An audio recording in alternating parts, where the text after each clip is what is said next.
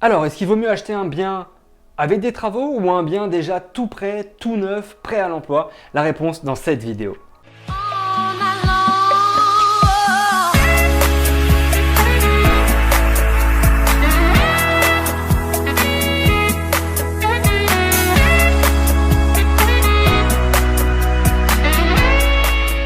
En tant qu'investisseur, ce qu'on veut, c'est trouver des biens rentables et c'est souvent la chose la plus compliquée. Et on pourrait être tenté, parfois, de succomber à des annonces où on voit des biens qui sont vendus déjà loués avec une belle rentabilité. Par rapport à ça, il y a une stratégie précise à avoir. Acheter un bien avec ou sans travaux, c'est une question qu'on va souvent être amené à se poser en tant qu'investisseur. En tant qu'investisseur, ce qu'on veut, c'est de la rentabilité.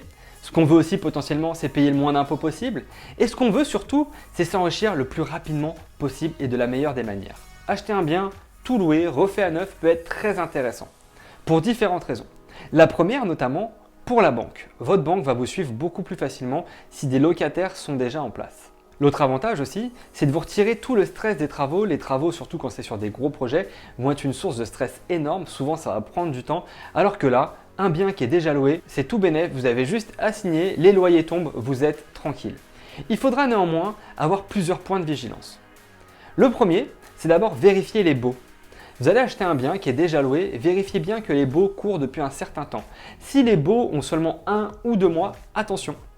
Attention, il y a des petits malins qui vont s'amuser à faire des annonces, à mettre des amis chez eux en location, ils vont leur rédiger des baux qui vont être surévalués et quand vous allez arriver, et bien tout simplement les locataires vont partir et le prix du marché sera complètement différent. Donc on va vous vendre un bien avec par exemple 13% de rentabilité avec des loyers super.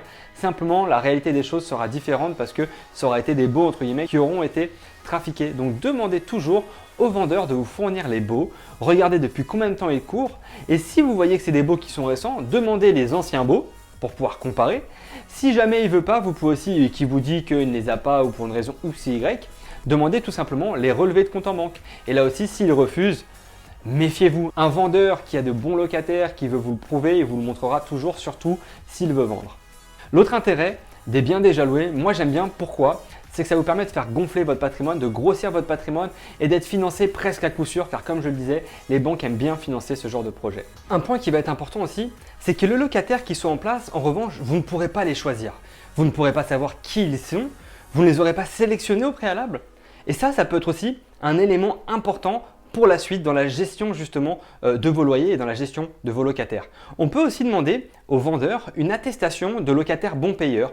En gros, c'est tout simplement un document qui atteste que les locataires en place sont de bons payeurs. Alors pourquoi est-ce que moi, je vais aussi m'intéresser aux biens où il y a beaucoup de travaux? La première chose, c'est qu'un bien avec beaucoup de travaux, déjà, vous allez payer bien en dessous du prix du marché. A l'inverse, un bien qui a déjà été rénové, forcément, vous allez payer un peu plus cher.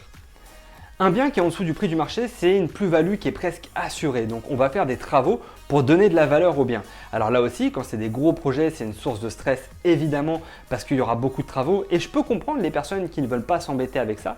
Néanmoins, c'est aussi l'opportunité du coup de tout maîtriser de A à Z, de faire les biens tels que vous voulez qu'ils soient, de faire votre décoration, votre style et surtout à la fin, de pouvoir choisir ses locataires, de pouvoir choisir des locataires qui vous ressemblent.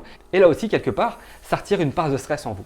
Faire des travaux, donc, on l'a vu, ça donne de la valeur à un bien et ça assure une plus-value future relativement correcte.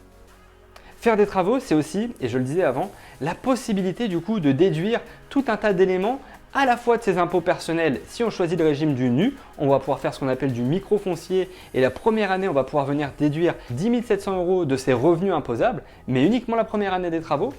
Et ce qu'on peut faire aussi, c'est que si on est en meublé, je vais pouvoir là aussi déduire tout un tas d'éléments et de réussir à ramener mes loyers nets imposables comptablement finalement égal à 0 et du coup, je ne paierai pas d'impôt sur mes loyers. Faire ces travaux soi-même, ça vous permet là aussi d'accumuler de l'expérience finalement à travers des artisans, de pouvoir voir comment ça se passe sur un chantier et de pouvoir maîtriser ces différents éléments. Je pense à titre personnel qu'il est bon d'avoir à la fois des biens déjà loués dans son portefeuille et des biens sur lesquels on va vraiment tout créer pour créer de la valeur, choisir ses locataires, avoir un maximum de cash flow, et des biens déjà loués. Pourquoi? Parce qu'on le sait, c'est vos locataires qui vont payer votre loyer, la banque va vous financer plus facilement et ça vous permet finalement de faire grossir votre patrimoine. Ce type de biens, je les intégrerai plutôt dans des SCI. L'idée c'est que vu qu'il n'y a pas grand chose à déduire, ça va être compliqué finalement de réussir à ramener son résultat net fiscal à zéro et du coup rapidement on va venir payer de l'impôt dessus.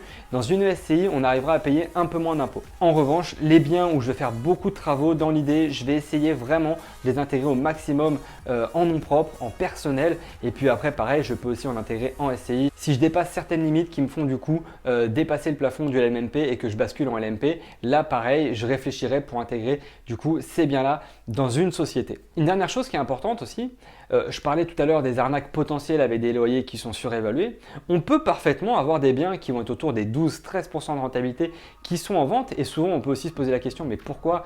Quelle est l'arnaque? C'est tout simplement que les gens font ce qu'on appelle de l'arbitrage.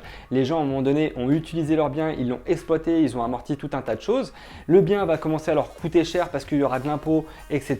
Ou alors ils décident de partir sur des projets plus importants. Et à ce moment-là, ils vont revendre leur bien et vous pouvez donc comme ça faire une bonne affaire. Voilà, j'espère que cette vidéo vous a plu, j'espère que cette vidéo vous a permis d'y voir plus clair sur le fait d'acheter un bien avec beaucoup de travaux et un bien sans travaux. Je résume rapidement l'intérêt des travaux, c'est que ça donne de la valeur au bien et je paye en dessous du prix du marché. L'intérêt d'un bien finalement qui est déjà loué, c'est que là aussi j'arrive, il y a déjà tout qui tombe et la banque me suit plus facilement. Les inconvénients, l'inconvénient d'un bien qui est déjà loué, c'est que je ne choisis pas mes locataires et fiscalement je vais payer plus rapidement de l'impôt. A l'inverse, un bien avec travaux, l'inconvénient c'est que les travaux peuvent faire peur, ça peut être source de problèmes, ça peut être source de stress et les banques financent relativement moins facilement, surtout si le montant des travaux est supérieur à la valeur du bien. Voilà, si cette vidéo t'a plu, je t'invite à mettre un like, je t'invite à la partager, je t'invite aussi à t'abonner à la chaîne et je te dis à bientôt pour une prochaine vidéo.